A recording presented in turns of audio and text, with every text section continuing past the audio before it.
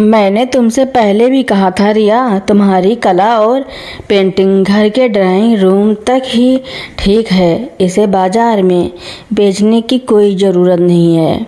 समीर ने लैपटॉप बंद करते हुए कड़क आवाज़ में कहा।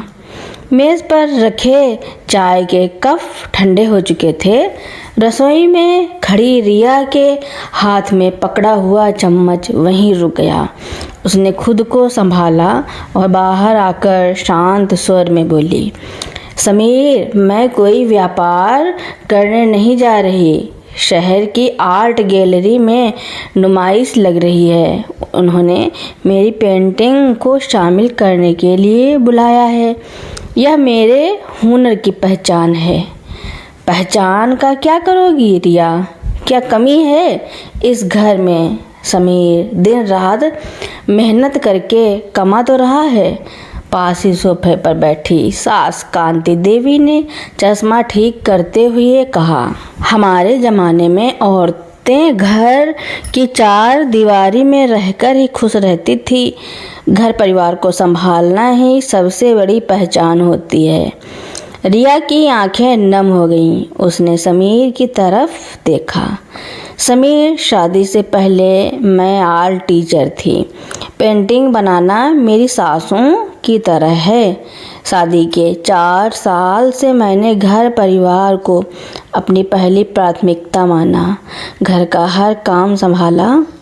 अब जब मेरी कला को एक मंच मिल रहा है तो क्या मेरी खुशी की कोई अहमियत नहीं है? कमरे में खामोशी छा गई। तभी कोने की कुर्सी पर बैठे ससुर जी रामनाथ जी ने अपना अखबार एक तरफ रखा। उन्होंने समीर की तरफ देखा और बोले, समीर, बात को इतना बढ़ाने की ज़रूरत नहीं है। रिया ने कभी घर की जिम्मेदारियों से मुंह नहीं मोड़ा। अगर वह अपने हुनर को लोगों के सामने लाना चाहती है तो इसमें बुराई क्या है? समीर झुंझला गया। पापा, आप नहीं समझेंगे।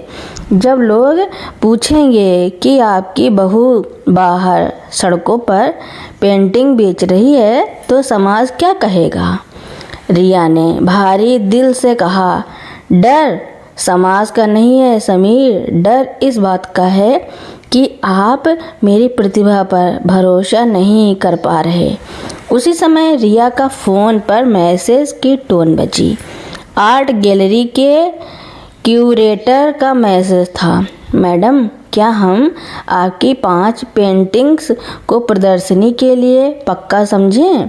कल दोपहर 12 बजे तक जमा करवानी है। रिया ने फ़ोन को देखा, फिर पूरे परिवार को। समीर ने कहा, मना कर दो। घर की औरतें इस तरह नुमाइशों में नहीं जाती। रिया की आंखों से एक आंसू टपक पड़ा। उसने गहरी सांस ली और फ़ोन पर टाइप किया, जी मैं कल सुबह अपनी पेंटिंग लेकर आ रही हूँ।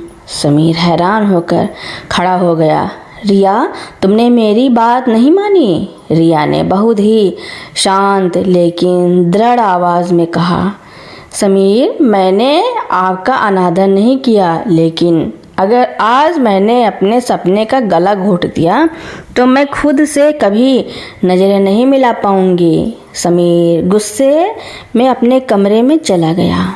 रात को जब सब सो गए तब रामनाथ जी चुपचाप बालकनी में आए। उन्होंने देखा समीर वहाँ अकेला खड़ा था। रामनाथ जी ने उसके कंधे पर हाथ रखा और बोले, तुझे याद है समीर, जब तू छोटा था तो तेरी माँ बहुत अच्छी कविताएं लिखती थी। समीर ने चौंक कर देखा। माँ और कविताएं? हाँ, रामनाथ जी मुस्कुराए, लेकिन उनकी आंखों में नमी थी। एक बार एक पत्रिका में उनकी कविता छपने वाली थी। मैंने कह दिया, इन सब में क्या रखा है, घर संभालो। तेरी माँ ने एक शब्द नहीं कहा और अपनी सारी डायरियाँ अलमारी के पीछे छुपा दी। आज 30 साल बाद भी जब कभी वह कोई पुरानी डायरी देखती है तो उनकी खामोशी मुझे मेरी गलती का एहसास कराती है। मैंने उनका एक सपना तोड़ दिया था, तो वह गलती मत कर बेटा। समीर चुपचाप अपनी जगह खड़ा रहा। उसके दिमाग में पिता की बातें घूमने लगीं। उधर रसोई में कांति देवी रिया के पास आई। बहू, सच बता, क्या पेंटिंग बनाने से घर का काम प्रभावित नहीं होगा? रिया ने प्यार से अपनी सास का हाथ थामा। माँ जी, पेंटिंग मेरा सपना है और यह घर मेरी दुनिया। कोई भी पंछी उड़ने के लिए अपना घोंसला नहीं तोड़ता। मुझे बस थोड़े से सहयोग की ज़रूरत है, घर छोड़ने की नहीं। कांति देवी ने पहली बार रिया के माथे को चूमा और कहा, मुझे डर था कि कहीं तू अपने काम में इतनी खो न जाए कि इस घर को भूल जाए, पर तू सही कह रही है। अगली सुबह 11 बजे रिया अपनी 5 पेंटिंग्स को जूट के कवर में लपेटकर तैयार खड़ी थी। वह ऑटो बुलाने वाली थी कि तभी समीर गाड़ी की चाबी हाथ में लिए बाहर आया। रिया ने चौंक कर देखा। समीर ने आंखें चुराते हुए कहा, चलो, इतनी भारी पेंटिंग्स लेकर ऑटो से कैसे जाओगी? मैं छोड़ देता हूँ। रिया की आंखों में उम्मीद की चमक आ गई। समीर, सच? हाँ, और वहाँ रखने में मदद भी कर दूँगा, लेकिन इसका मतलब यह नहीं कि मैं मान गया हूँ। समीर ने थोड़ा मुस्कुराते हुए कहा। आर्ट गैलरी में पेंटिंग्स लगाने के बाद समीर ने पहली बार रिया की बनाई एक पेंटिंग को ध्यान से देखा। उसमें एक औरत पंछी को दाना खिला रही थी और पृष्ठभूमि में सूरज हो रहा था। पेंटिंग में इतनी जीवंतता थी कि समीर देखता ही रह गया। उसे पहली बार एहसास हुआ कि रिया सिर्फ पेंट नहीं करती, वह अपने एहसासों को उकेरती है। रविवार की प्रदर्शनी का आखिरी दिन था। पूरा परिवार पहली बार आर्ट गैलरी पहुंचा। वहां लोगों की भारी भीड़ थी। तभी गैलरी के मालिक ने घोषणा की, दोस्तों, इस साल की सबसे सर्वश्रेष्ठ और दिल को छू लेने वाली आर्ट वर्क का पुरस्कार जाता है श्रीमती रिया वर्मा को। पूरा हॉल तालियों की गड़गड़ाहट से गूंज उठा। रिया जब ट्रॉफी लेने मंच पर गई तो माइक संभालते हुए बोली, यह पुरस्कार मेरी रगों का नहीं बल्कि उस भरोसे का है जो मेरे परिवार ने मुझ पर जताया। जब मुझे अपनी कला पर शक होने लगा था, तब मेरे परिवार के साथ ने मुझे उड़ना सिखाया। मंच के नीचे खड़े समीर की आंखें भर आईं। उसने महसूस किया कि किसी को बांध कर रखने से नहीं बल्कि उसके सपनों को पंख देने से रिश्ता और गहरा होता है। घर लौटते समय कार में समीर ने धीमी आवाज़ में कहा, रिया, मुझे माफ़ कर देना, मैं समझने में देर कर गया। रिया ने मुस्कुराते हुए समीर का हाथ थाम लिया और कहा, देर से ही सही, आपने समझा तो सही। रिश्ते में जीत या हार नहीं होती समीर, बस एक दूसरे का हाथ थामकर आगे बढ़ना होता है। उस रात घर के ड्राइंग रूम में रिया की सबसे खूबसूरत पेंटिंग टंगी थी और घर के हर कोने में एक नया सुकून और सम्मान तैर रहा था। रविवार की वह शाम पूरे परिवार के लिए एक नया एहसास लेकर आई। ड्राइंग रूम की दीवार पर टंगी रिया की पेंटिंग सिर्फ एक तस्वीर नहीं थी, बल्कि घर में आए बदलाव और नए विश्वास का प्रतीक बन चुकी थी। अगली सुबह हमेशा की तरह भाग दौड़ शुरू होनी थी, लेकिन इस बार घर का नज़ारा थोड़ा बदला हुआ था। सुबह के 7 बजे जब रिया रसोई में पहुंची तो उसने देखा कि कांति देवी पहले से ही चाय का पानी चढ़ा चुकी थी। माँ जी, आप इतनी जल्दी क्यों उठ गईं? मैं बना देती, रिया ने चौंकते हुए कहा। कांति देवी ने मुस्कुराकर उसे देखा। तो अपनी नई पेंटिंग के स्केच पूरे कर ले बहू, गैलरी से अगले हफ्ते के लिए नया ऑर्डर आया है ना। चाय मैं बना देती हूँ। अब इस घर में काम बांटना सिर्फ तेरा नहीं, हम सबका फर्ज है। रिया की आंखें खुशी से छलक आईं। उसने कभी सोचा भी नहीं था कि जो माजी कल तक उसके बाहर जाने के खिलाफ थी, वही आज उसके सपनों की ढाल बन जाएगी। उधर हॉल में समीर बच्चों के स्कूल बैग तैयार कर रहा था। तभी रामनाथ जी ने मुस्कुराते हुए कहा, समीर, आज ऑफिस जाते समय रिया की नई कैनवास और रंग की बोतलें भी ले देना। मैंने लिस्ट उसकी मेज़ पर रखी है। समीर ने थोड़ा शर्माते हुए सिर हिलाया। जी पापा, मैं खुद जाकर अच्छी क्वालिटी के कलर्स ले आऊँगा। दोपहर में जब समीर ऑफिस में था, उसके कुछ सहकर्मियों ने न्यूज़पेपर में छपी आर्ट एग्जीबिशन की खबर दिखाई। उसमें रिया की तस्वीर और उसकी जीत का बड़ा सा लेख था। समीर, यह तुम्हारी पत्नी है ना?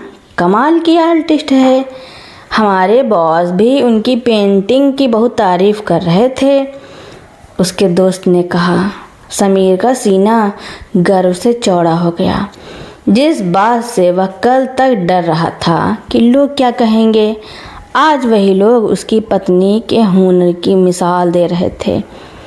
उसे एहसास हुआ कि जब आप अपनी पहचान खुद बनाते हैं तो समाज भी आपका सम्मान करता है। शाम को जब समीर घर लौटा तो उसके हाथ में सिर्फ रंग और कैनवास ही नहीं, बल्कि रिया का पसंदीदा केक भी था। पूरे परिवार ने मिलकर चाय पी और केक काटा। रामनाथ जी ने चाय की चुस्की लेते हुए कहा, आज मुझे महसूस हो रहा है कि एक सही मायने में पूरा परिवार क्या होता है। जब घर की औरत खुश होती है तो उसे सम्मान मिलता है, तो घर का हर कोना रोशन हो उठता है। रिया ने समीर की तरफ देखा। समीर ने भी धीमे से मुस्कुराकर कहा, रिया, अब तुम्हें कभी अपने सपनों को दबाने की ज़रूरत नहीं पड़ेगी। यह घर तुम्हारी उड़ानों का आसमां है, कोई पिंजड़ा नहीं। रिया ने अपने मन में सोचा, जिंदगी कितनी खूबसूरत हो जाती है जब दीवारें जिद की नहीं बल्कि आपसी समझ और प्यार की बनने लगी हैं। उस रात रिया ने एक नई पेंटिंग बनानी शुरू की। इस बार कैनवास पर एक पूरा परिवार था। वो एक साथ मिलकर आसमान की तरफ देख रहा था। एक नई सुबह और एक नए सूरज का स्वागत करने के लिए। समय बीतता गया और रिया का कला सफ़र नई ऊंचाइयों को छूने लगा।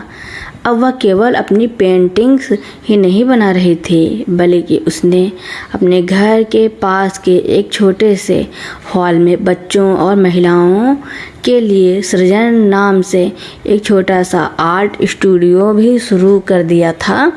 समीर और रामनाथ जी ने स्टूडियो के उद्घाटन में उसकी बहुत मदद की थी। एक दिन शहर के एक बहुत बड़े उद्योगपति और समाज सेवी सेठ गिरधारी लाल रिया के स्टूडियो में आए। उन्होंने रिया की बनाई हुई एक पेंटिंग देखी जिसमें एक पुरानी ग्रामीण महिला दिया जला रही थी और उसकी जिंदी रोशनी में एक छोटी बच्ची पढ़ रही थी। गिरधारी लाल जी पेंटिंग देखकर भावुक हो गए। उन्होंने रिया से कहा, बेटा, तुम्हारी इस पेंटिंग में इतनी सच्चाई और दर्द है कि यह सीधे दिल को छूती है।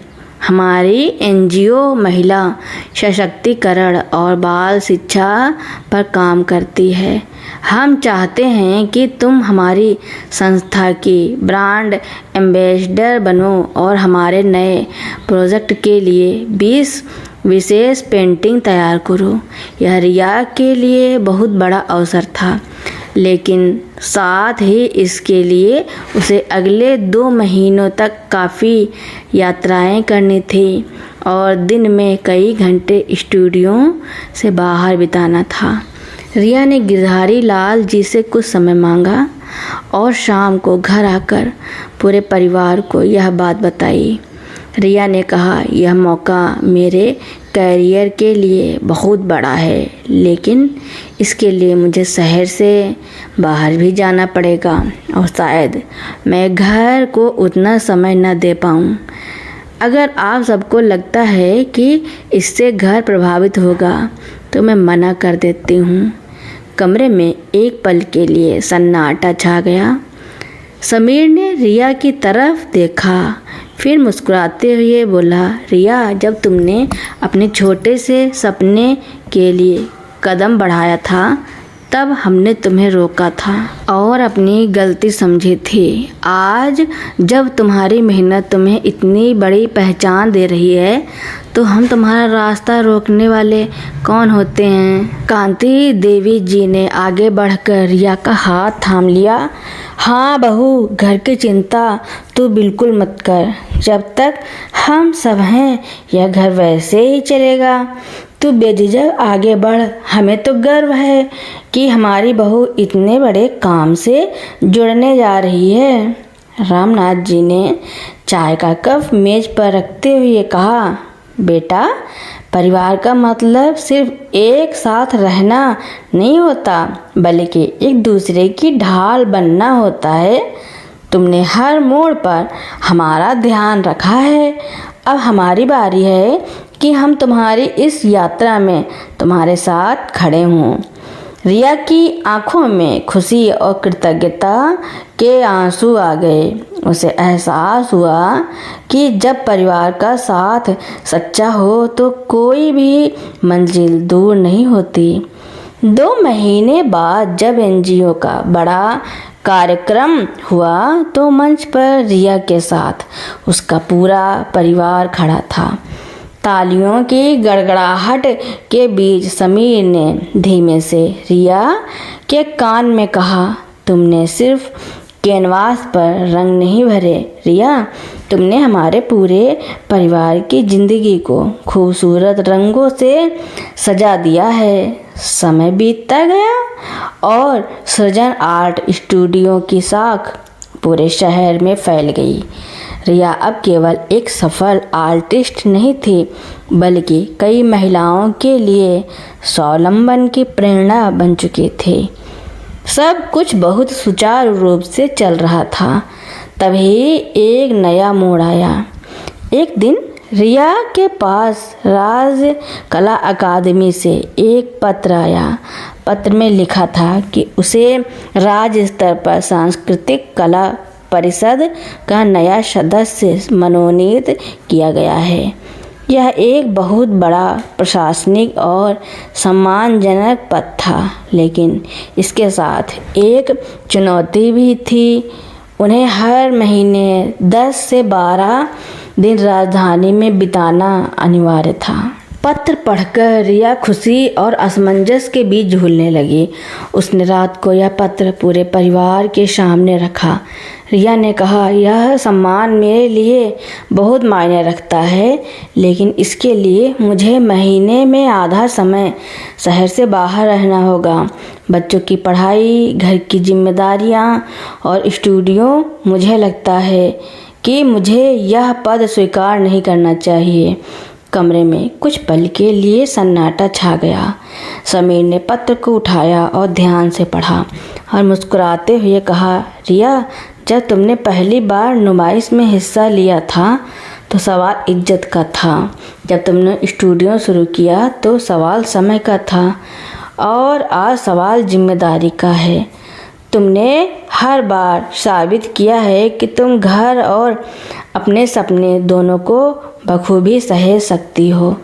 कांति देवी ने आगे आकर रिया के हाथ में चाय का कप थमाया और बोली, बहू, जब तू राजधानी जाएगी तो क्या हम सब यहाँ हाथ पर हाथ धरकर बैठेंगे? बच्चों का स्कूल और पढ़ाई समीर देख लेगा। घर की रसोई और व्यवस्था मैं और तुम्हारे ससुर जी संभाल लेंगे। जब तू पूरे राज्य में हमारी पहचान बना सकती है तो क्या हम 10 दिन घर नहीं संभाल सकते? रामनाथ जी ने हंसते हुए कहा, बिल्कुल। वैसे भी जब कोई पेड़ बड़ा होता है तो उसकी छांव सिर्फ एक घर को नहीं पूरे मोहल्ले को मिलती है। तुम्हारी यह कामयाबी अब सिर्फ तुम्हारी नहीं हमारे पूरे परिवार की साख है। तुम्हें मना करने का कोई हक नहीं है। रिया की आंखें फिर से छलक आईं, लेकिन इस बार ये आंसू किसी झिझक या डर के नहीं बल्कि उस असीम संभल और प्यार के थे जो उसे अपने परिवार से मिल रहा था। अगले ही हफ्ते रिया ने राजधानी जाकर अपना पदभार ग्रहण किया। शुरुआती कुछ